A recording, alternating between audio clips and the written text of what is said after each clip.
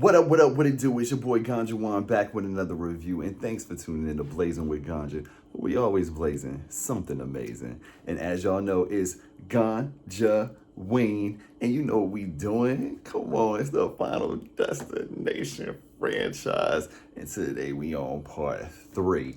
But before we do that, like I said, around here we always blazing something amazing. And one of my boys hooked me up with something new, all right? Check it out.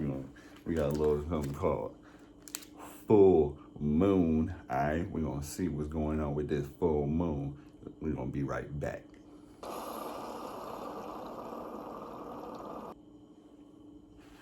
Okay. Oh yes, okay. Full moon. Yeah. All right, so like I said, today we're gonna do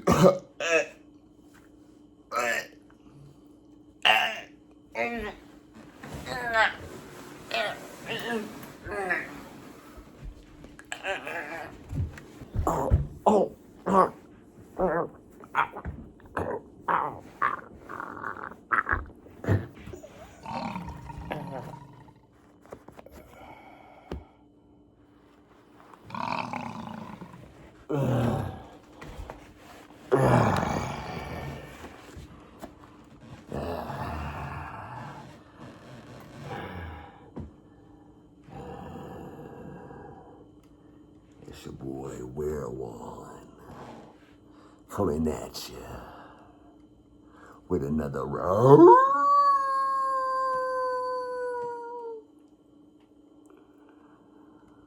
All the ganja crew out there, it's a Ganjaween.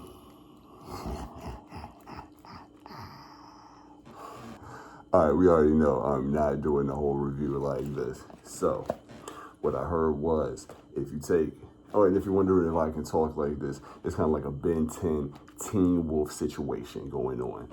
What they say is, if you take another bone rip, you'll go back to yourself. So, I'm gonna do that. Hold on. All right, it's gonna be hard with these nails. I like the light.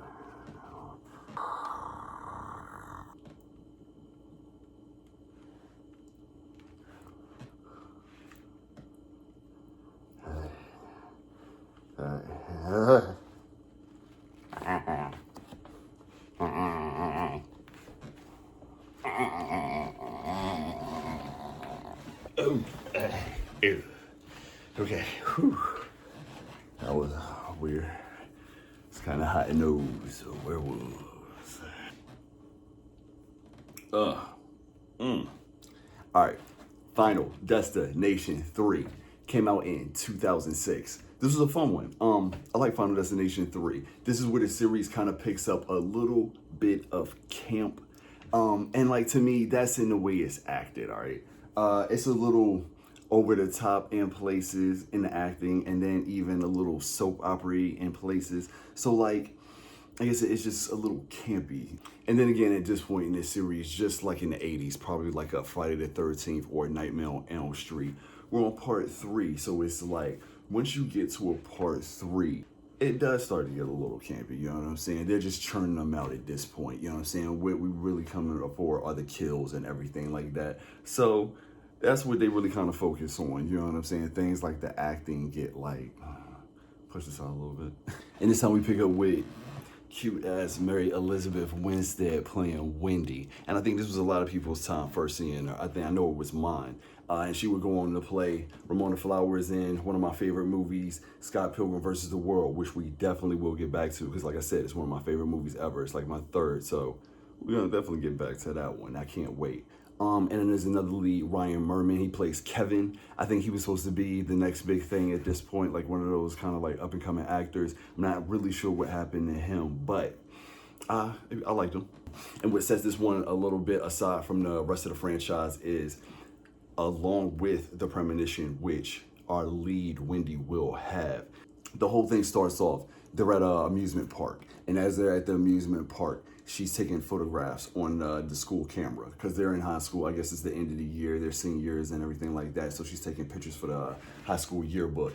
And what she doesn't realize at that point in time is, as she's taking pictures of the cast, there's gonna be clues in each of the pictures setting up each way they die.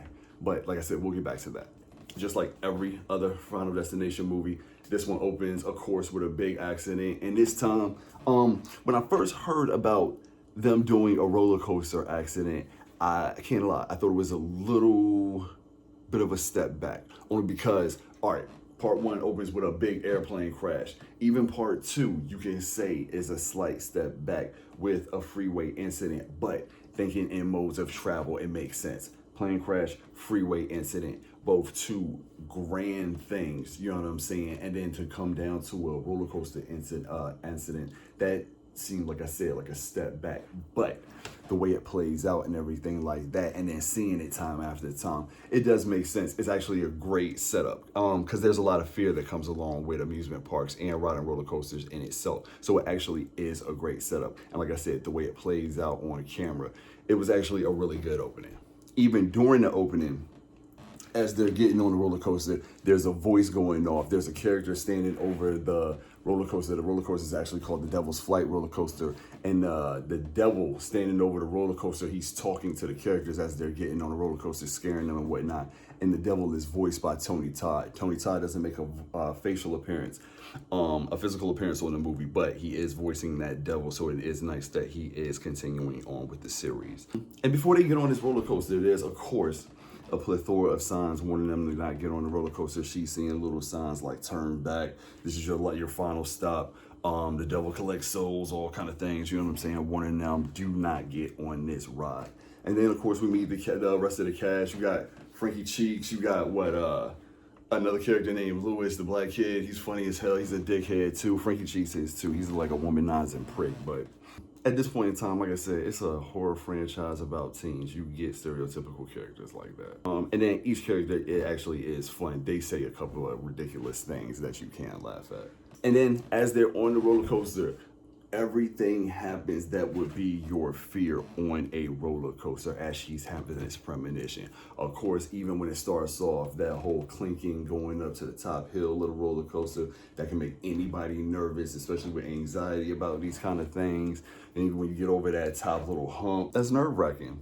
Then once they go down into the roller coaster, you got the part where the restraints come up. That's always my biggest fear, especially in the roller coaster with loops, the restraints coming up. That definitely happens. They're holding on. They're jumping up out their seats, trying to hang on. That shit is crazy. You got one character, he falls out of the roller coaster. He's even hanging onto the roller coaster as it's going through spiral, like corkscrews and whatnot. And then he's hanging off to the side. It's slinging him around. He flies back. It is crazy. Another big fear everybody have, getting stuck in the middle with a loop. That actually happens. So it goes up, it gets stuck in the middle of the loop. You got characters that are hanging on to the roller coaster as it's going up as it's sitting there right in the loop, they fall off. Every fear of being in the roller coaster. So of course, Wendy has the premonition. She comes out of it. She starts crying, warning them about get off the roller coaster, whatnot.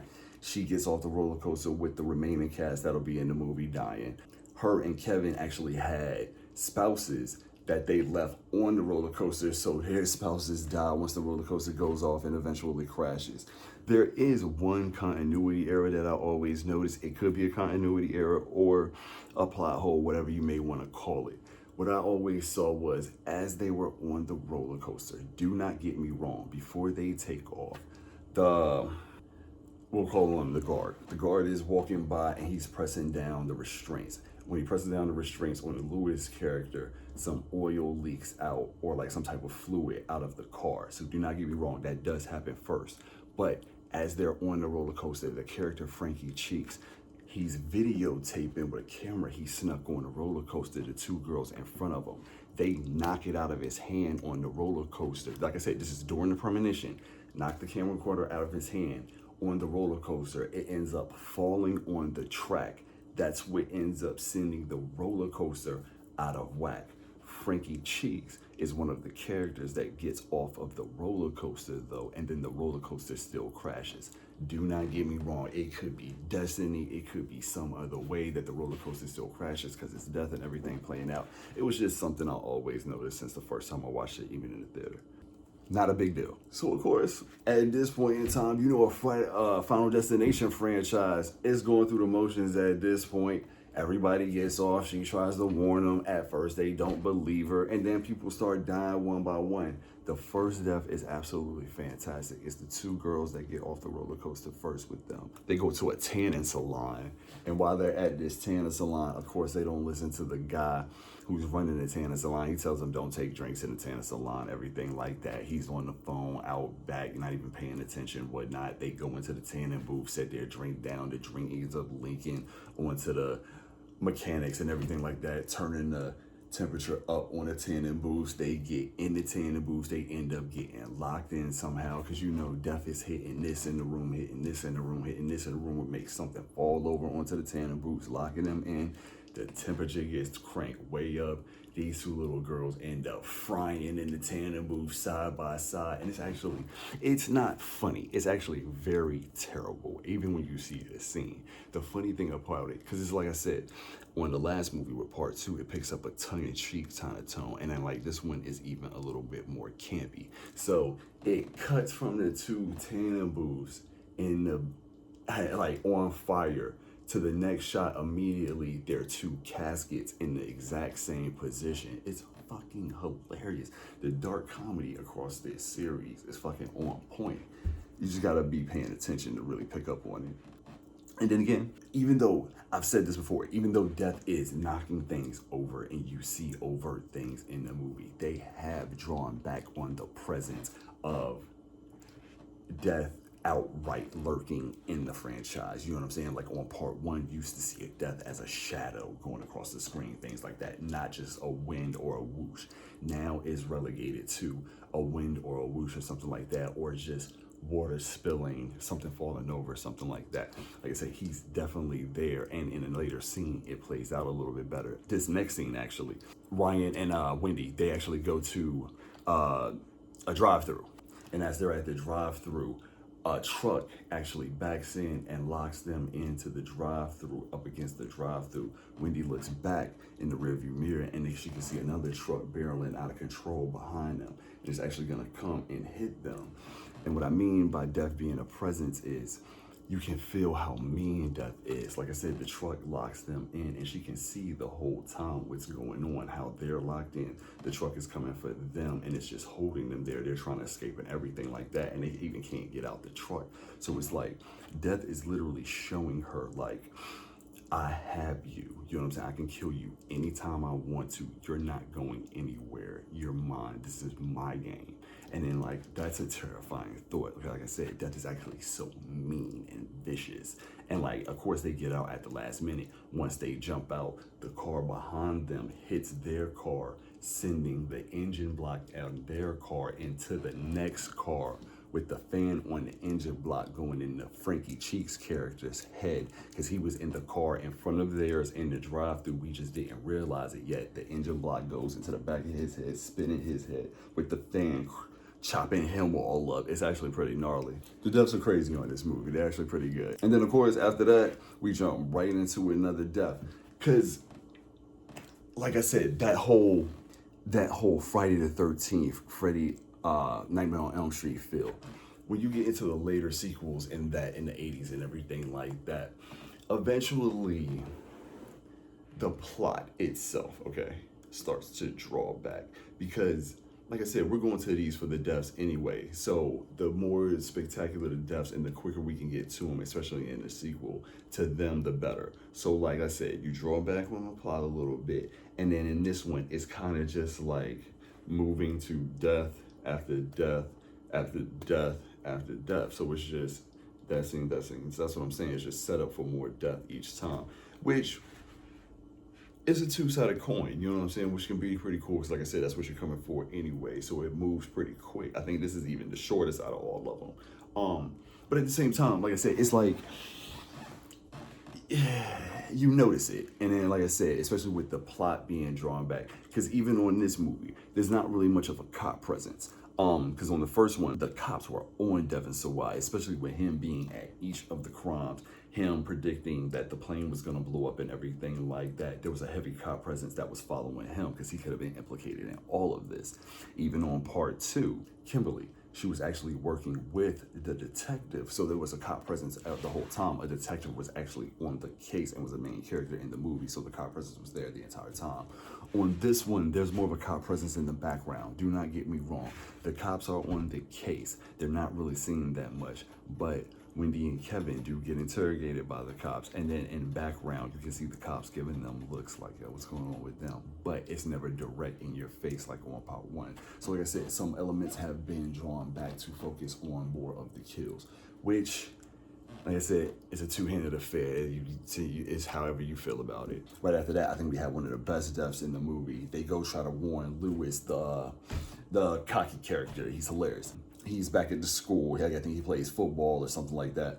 And they're in the gym, they're working out, which is a great scene too, because everybody in the gym, they're working out on all the machines. You got dudes over here, they have the boom box over by the water fountain, and the water fountain splashing on the boom box. You got shit up on the walls, clanging and fucking knocking around, you know what I'm saying? 2 swords, because they actually think that Lewis's head is gonna get cut off by 2 swords.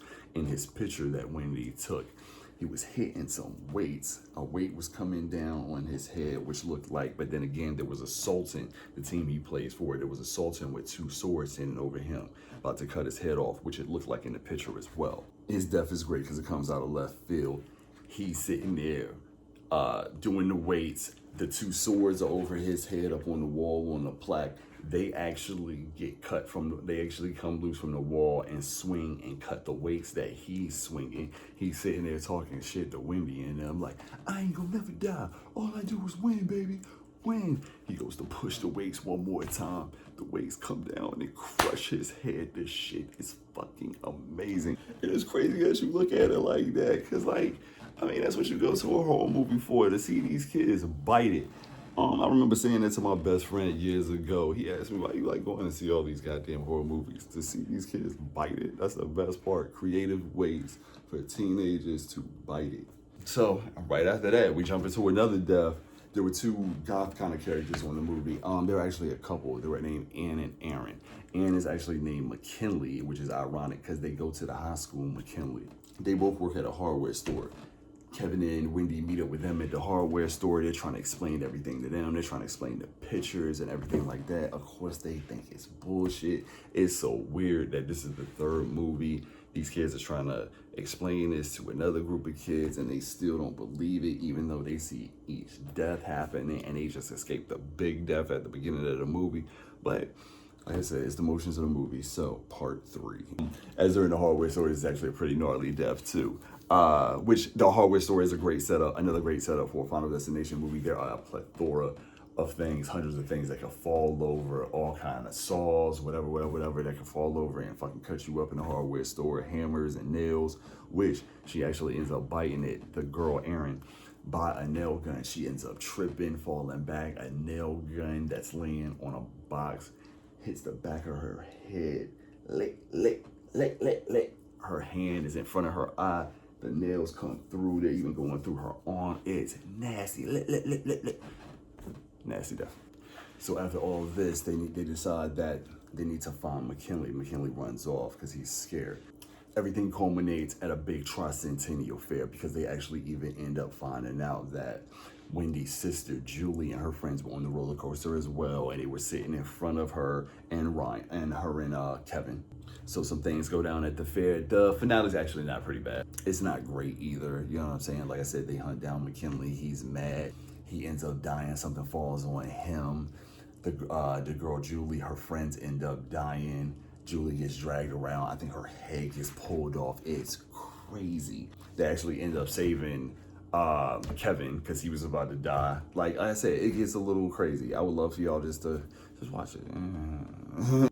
So when everything is said and done, Wendy and Kevin actually end up getting out. Wendy, Kevin, and Julie, her sister, because it skips them. Their friends actually end up dying, and then they actually even end up saving each other at the same time.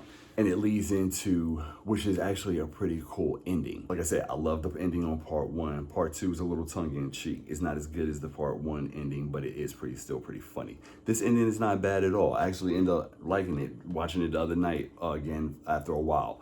the cool thing about it is we actually get a whole nother premonition for the ending of this movie. So we had the airplane, the highway at the beginning of this movie, the roller coaster, and then for the end of this movie, our character Wendy is actually on a subway train. She's actually on the subway train. It's months later. I think she's even in Paris or something like that.